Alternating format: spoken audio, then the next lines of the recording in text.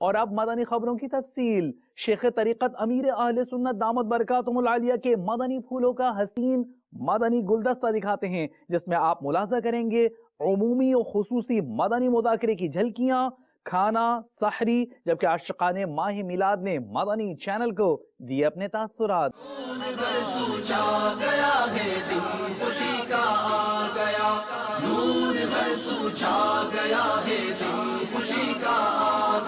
آقا کی آمد مرحبا، سرکار کی آمد مرحبا، مکی کی آمد مرحبا، مدنی کی آمد مرحبا، مرحبا یا مصطفیٰ، مرحبا یا مصطفیٰ، مرحبا یا مصطفیٰ، مرحبا یا مصطفیٰ۔ حدیث پاک میں کہ جس کو نرمی ملتی ہے اس کو زینت دیتی ہے، اور جس سے نرمی نکال دی جاتی ہے اس کو بدنما کر دیتی ہے۔ تو جو نرمی والا ہے سمجھو وہ اس کو سجاوٹ ہے، وہ اچھا زینت والا ہے۔ جس کو نرمی نہیں ہے بلا وجہ سختی کرتا ہے، جو جہاں ضرورت ہے وہ سختی کی جائے گی، اس کی اپنی صورتیں ہیں، ٹھیک ہے نا۔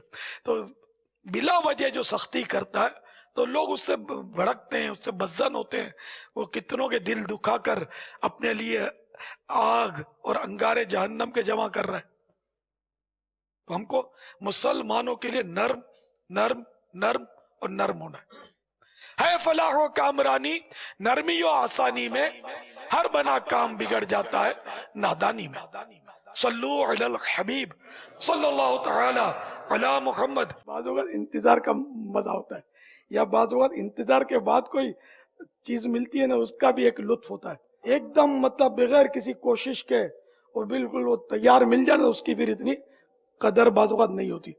ہم وہ بچپن میں یہ پڑھتے تھے یا سنتے تھے، ایک لڑکا بڑا ماں باپ کا مطلب چاؤ کا پلا تھا، ہے نا، لاڈلا تھا، والد صاحب کے پیسے وہ بڑے خرچ کرتا تھا۔ اب یہ والد صاحب کو احساس ہوا بچہ اس طرح یہ فضول خرچیاں کرتا رہے گا تو بڑا ہو کر خود تکلیف اٹھائے گا۔ بیٹے کو بولا تمہاری خرچی بند، اب تم 1 روپیہ کل سے مجھے کما کے لا کر دو۔ تو اس نے امی سے بات کی، ابو نے اب تو یہ بولا ہے کہ تم کو دوں گا نہیں، تم کما کے لاؤ۔ تو امی نے اس کو 1 روپیہ دے دیا، تو اس نے ابو کو جا کے ہاتھ میں رکھ دیا۔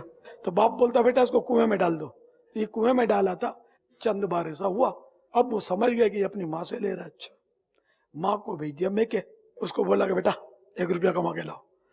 اب ماں تو تھی نہیں، اب وہ ناچار مجبور یہ پہنچا ریلوے اسٹیشن۔ اب اس نے کچھ مزدوری کی، سامان اٹھایا، ٹرین میں چڑھایا، اور 1 روپیہ پھر بھی نہیں کما سکا۔ کچھ سکے ملے اس کو 1 روپے سے کم، باپ کو لا کے دیے، آج روپیہ نہیں کما سکا ہوں میں، بیٹا کنویں میں ڈال دو۔ تو اب اس کے پاؤں تھوڑے رکے، اور پھر بولا ابو ابھی تک گردن دکھ رہی ہے، بڑی محنت سے میں کما کے لایا ہوں، یہ کنویں میں کیسے ڈالوں؟ تو والد نے کہا کہ بیٹا میں بھی تم کو یہی سمجھانا چاہتا تھا کہ میں بھی محنت سے کما کے لاتا ہوں اور تم فضول اڑاتے ہو۔ اللہ کرے دل میں اتر جائے میری بات۔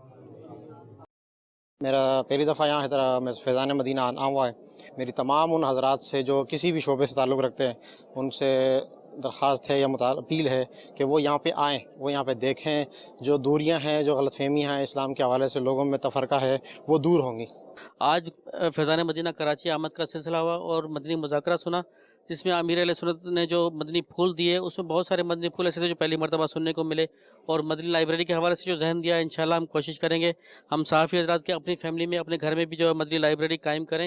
اور اس کے علاوہ دعوت اسلامی کو دیکھا کہ آج جو یہاں پر سلسلہ دیکھا تو پوری دنیا میں دعوت اسلامی جو ایک منفرد جماعت ہے جو کہ غیر سیاسی تحریک ہے، اور پوری دنیا میں اپنے دین کے کام کو پھیلا رہی ہے، دین اسلام کے کام کو فروغ دے رہی ہے، اور دنیا کے کونے کونے سے جس طرح سے کالز آ رہی تھی، جس طرح سے کالز کے جواب میرے اسٹوڈنٹ دے رہے تھے اور علماء اکرام دے رہے تھے، یہ سلسلہ دنیا میں انتہائی منفرد ہے۔ ایک صحافی کی حیثیت سے فیضان مدینہ سے ہمارا آج ٹور تھا فیضان مدینہ کراچی میں، تو میرے حساب سے جو فیضان مدینہ کراچی ہے یہ ایک ایک لمحہ جو ہے نا یہاں پہ مطلب کہ دین کی تعلیمات ایک ایک لمحہ سیکھنے کو ملتا ہے یہاں پہ، ٹھیک ہے، اور اس سے بڑی اور خواہش ہو کیا سکتی ہے، اس سے زیادہ بہتر اور کون سی زندگی ہو سکتی ہے جو ایک ایک لمحہ ہمیں اسلام کی طرف لے کے جائے۔